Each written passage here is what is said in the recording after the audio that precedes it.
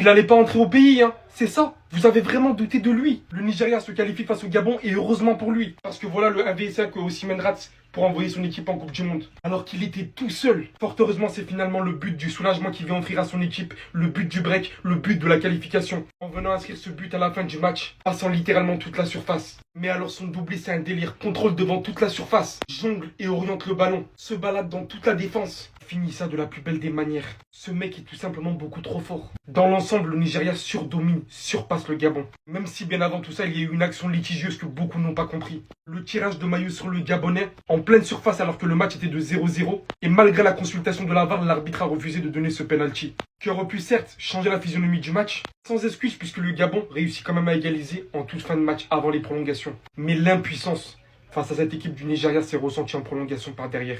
Techniquement, physiquement par-dessus. Et je m'attendais véritablement à beaucoup mieux de la part du Gabon. Mais au final, il fallait qu'une seule équipe, et l'équipe la plus apte au final pour se qualifier en Coupe du Monde, c'est bien le Nigeria.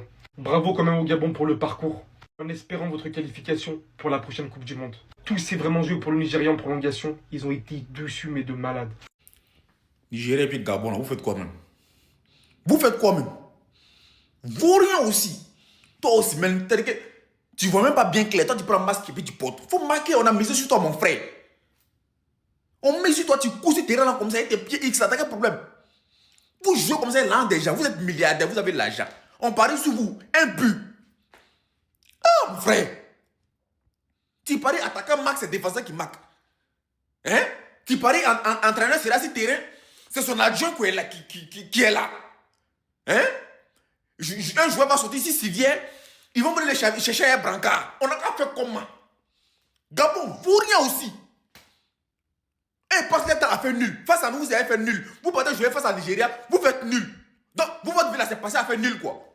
Vous partez faire quoi dans la canne même. Vous partez faire quoi? Gabon, Nigeria, vous deux là, ne vous qualifiez même pas. Parce que vous n'avez même pas votre place là-bas. Deux tocards qui sont mis ensemble pour jouer ballon. On met sur vous, on vous regarde, vous ne foutez rien. Si c'est pas pour piler enfant à moitié seulement, Nigeria aussi, vaut rien. Les écarts alors là. C'est quoi ça là? Là, des gens.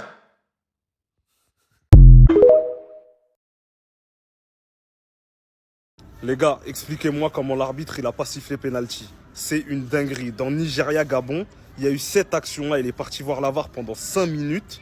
Il n'a pas donné penalty. Les gars, le Nigeria-Gabon, c'est une folie ce qui se passe dans le match. Entre l'arbitrage, l'égalisation du Gabon dans les arrêts de jeu, les 12 minutes de temps additionnel et le raté d'Osimhen à la dernière minute. Il a même pas cadré. Dites-vous, Osimhen, il a raté cette action, il n'a pas cadré, les gars.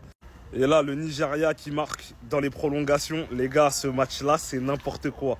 Branchez-vous sur les qualifications Afrique. Ce soir, c'est le rendez-vous. Il n'y a rien d'autre à regarder. Je vous le dis, branchez-vous dessus.